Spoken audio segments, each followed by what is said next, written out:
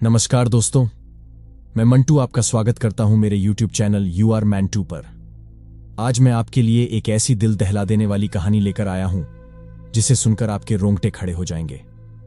यह कहानी है जिन्न का साधना की, जो रहस्य, डर और अनदेखी शक्तियों से भरी हुई है। अगर आप डरावनी कहानियों के शौकीन हैं तो इस वीडियो को अंत तक जरूर देखें। और हां, अगर आपको यह कहानी पसंद आए तो मेरे चैनल को लाइक और सब्सक्राइब करना न भूलें, ताकि आप आने वाली ऐसी और कहानियों का मजा ले सकें। तो चलिए शुरू करते हैं आज की कहानी। यह कहानी उत्तर प्रदेश के एक छोटे से गांव शांतिपुर की है। शांतिपुर नाम के विपरीत यह गांव अनेकों रहस्यों और कहानियों से भरा हुआ था। पुराने जमाने से ही लोग यहां जिन्न और अदृश्य शक्तियों के बारे में बातें करते आ रहे थे। गांव के बाहर एक पुराना किला था जिसे लोग अंधेरा किला कहते थे। इस किले के बारे में कहा जाता था कि यहां जिन्हों का बसेरा है और कई लोगों ने यहां अजीबोगरीब घटनाएं भी देखी थीं। कहानी के मुख्य पात्र का नाम है आर्यन, जो एक युवा और उत्सुक लड़का था। आर्यन शहर में पढ़ाई करता था, लेकिन गर्मियों की छुट्टियों में वह अक्सर अपने दादा दादी से मिलने शांतिपुर आता था। उसे रहस्यमयी कहानियों का बहुत शौकत था और वह हमेशा नई नई जगहों को खोजने और उनके रहस्यों को जानने के लिए उत्सुक रहता था। इस बार जब आर्यन गांव आया तो उसने अपने दोस्तों से अंधेरा किला के बारे में सुना। उसके दोस्त रघु और समीर ने उसे बताया कि लोग उस किले के पास जाने से भी डरते हैं, क्योंकि वहां जिन्हों का वास है। यह सुनकर आर्यन की उत्सुकता और बढ़ गई। उसने ठान लिया कि वह उस किले में जाकर वहां के रहस्यों को जरूर जानेगा। रात का समय था और आसमान में चमकते हुए तारे एक अद्भुत दृश्य प्रस्तुत कर रहे थे। आर्यन ने अपने दोस्तों को योजना बताई कि वे अगले दिन सुबह किले की ओर जाएंगे, लेकिन रघु और समीर इस विचार से सहमत नहीं थे। रघु ने कहा, नहीं आर्यन, हम वहां नहीं जा सकते। मेरे चाचा वहां एक बार गए थे और वापस आने के बाद वे बीमार पड़ गए थे। लोग कहते हैं कि जिन्न ने उन्हें सजा दी थी, लेकिन आर्यन ने उनकी बातों को अनसुना कर दिया और अकेले ही जाने का फैसला किया। अगली सुबह सूरज की पहली किरणों के साथ आर्यन अपने बैग में थोड़ा पानी और कुछ खाने का सामान लेकर किले की ओर निकल पड़ा। किला गांव से लगभग 2 किलोमीटर दूर था और रास्ता घने जंगलों से होकर गुजरता था। चलते चलते आर्यन को रास्ते में कई पुराने और सूखे पेड़ मिले, जो माहौल को और भी डरावना बना रहे थे। लेकिन उसकी जिज्ञासा ने उसके डर पर काबू पा लिया और वह आगे बढ़ता रहा। कुछ घंटों की यात्रा के बाद आर्यन आखिरकार किले के सामने पहुंच गया। किला बहुत ही पुराना और जर्जर हालत में था। दीवारों पर काई लगी हुई थी और जगह जगह दरारें थीं। किले के बड़े बड़े दरवाजे अब टूट चुके थे और अंदर जाने का रास्ता खुला हुआ था। आर्यन ने गहरी सांस ली और किले के अंदर प्रवेश किया। अंदर का माहौल और भी भयावह था। चारों ओर सन्नाटा था और हवा में एक अजीब सी ठंडक थी। आर्यन ने अपने फोन की टॉर्च जलाकर आसपास देखने की कोशिश की। दीवारों पर पुराने समय की चित्रकारी और कुछ अजीब से निशान बने हुए थे। चलते चलते वह किले के एक बड़े हॉल में पहुंचा। हॉल में एक बड़ा सा पत्थर का मंच था, जिसके ऊपर कुछ अजीबोगरीब चिन्ह खुदे हुए थे। आर्यन ने उन चिन्हों को ध्यान से देखने की कोशिश की, लेकिन वह उन्हें समझ नहीं पा रहा था। तभी अचानक उसे पीछे से एक हवा का झोंका महसूस हुआ और उसके फोन की टॉर्च अपने आप बंद हो गई। चारों ओर घना अंधेरा छा गया। आर्यन ने घबराकर फोन को दोबारा चालू करने की कोशिश की, लेकिन फोन ने काम करना बंद कर दिया था। अंधेरे में खड़ा आर्यन अब डरने लगा था। उसे अपने फैसले पर पछतावा होने लगा। तभी उसे दूर से एक धीमी धीमी सी आवाज सुनाई दी। आवाज जैसे किसी के मंत्र पढ़ने की थी। आर्यन ने ध्यान से सुनने की कोशिश की, लेकिन वह शब्दों को समझ नहीं पा रहा था। आवाज धीरे धीरे तेज होती जा रही थी और अब ऐसा लग रहा था कि वह आवाज उसके आसपास ही गूंज रही है। अचानक हॉल के कोने में एक हल्की सी रोशनी चमकने लगी। आर्यन ने उस दिशा में देखा तो उसे एक साया दिखाई दिया।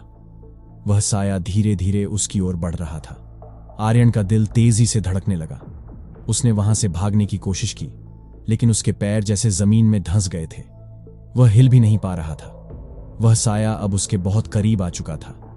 साये की आंखें चमक रही थीं और उसके हाथों में एक पुरानी सी किताब थी। साया ने एक गहरी और भारी आवाज में कहा, तुम्हें यहां नहीं आना चाहिए था। यह स्थान तुम्हारे लिए नहीं है।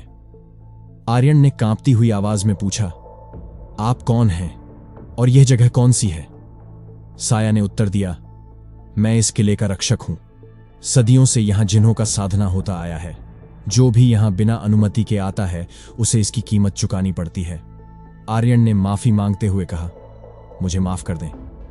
मैं सिर्फ उत्सुक था और कुछ भी गलत करने का इरादा नहीं था। मैं अब तुरंत यहां से चला जाऊंगा। साया ने एक पल के लिए चुप्पी साध ली, फिर बोला, अब बहुत देर हो चुकी है। जिन्न तुम्हारी उपस्थिति को महसूस कर चुके हैं। अब तुम्हारा यहां से बचकर जाना आसान नहीं होगा। इतना कहकर साया गायब हो गया और चारों ओर तेज हवा चलने लगी। हॉल में रखी पुरानी वस्तुएं अपने आप हिलने लगीं। आर्यन ने फिर से भागने की कोशिश की और इस बार उसके पैर हिले। वह जल्दी से हॉल से बाहर निकलकर किले के बाहर की ओर दौड़ पड़ा। आर्यन ने अपनी पूरी ताकत से गांव की ओर दौड़ना शुरू किया। रास्ते में पेड़ों के पीछे से उसे अजीबोगरीब परछाइयां दिख रही थीं। वह जितना तेज दौड़ता उतनी ही तेजी से वो परछाइयां उसका पीछा कर रही थीं। आखिरकार थकान और डर से चूर होकर आर्यन गांव के पास पहुंच गया। गांव के प्रवेश द्वार पर पहुंचते ही वह बेहोश होकर गिर पड़ा। गांव वालों ने उसे देखा और तुरंत उसके दादा दादी को खबर दी। उसे घर ले जाया गया और गांव के डॉक्टर को बुलाया गया। जब आर्यन को होश आया तो उसने सारी घटना अपने दादा दादी को बताई। दादाजी ने गंभीर स्वर में कहा, मैंने तुम्हें पहले ही कहा था कि उस किले के पास मत जाना। वो जगह शापित है और वहां जिन्हों का बसेरा है। अब तुम्हें इन सब से छुटकारा पाने के लिए कुछ करना होगा। गांव के बड़े बुजुर्गों ने मिलकर एक मौलवी साहब को बुलाया जो जिन्हों और बुरी शक्तियों को शांत करने में माहिर थे।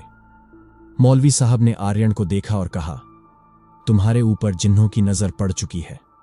हमें एक खास तरह का साधना करना होगा ताकि तुम्हें इनसे मुक्ति मिल सके। उस रात गांव के एक खुले मैदान में मौलवी साहब ने विशेष पूजा और साधना का आयोजन किया।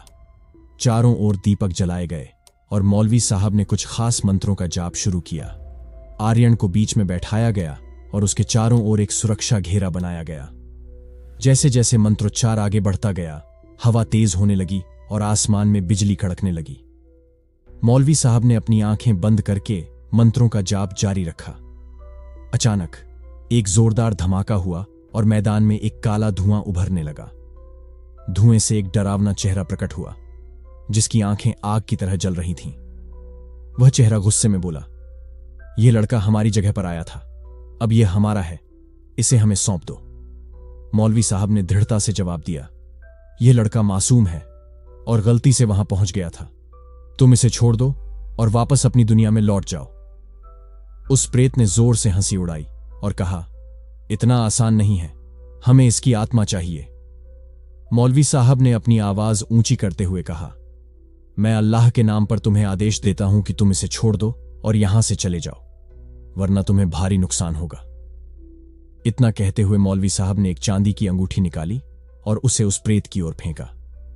अंगूठी से एक तेज रोशनी निकली जिसने उस प्रेत को छू लिया।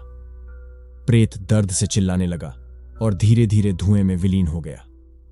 आसमान साफ हो गया, हवा शांत हो गई और चारों ओर सन्नाटा छा गया। मौलवी साहब ने आर्यन की ओर देखा और मुस्कुराते हुए कहा, अब सब ठीक है, लेकिन याद रखना, कभी भी ऐसी जगहों पर बिना सोचे समझे मत जाना।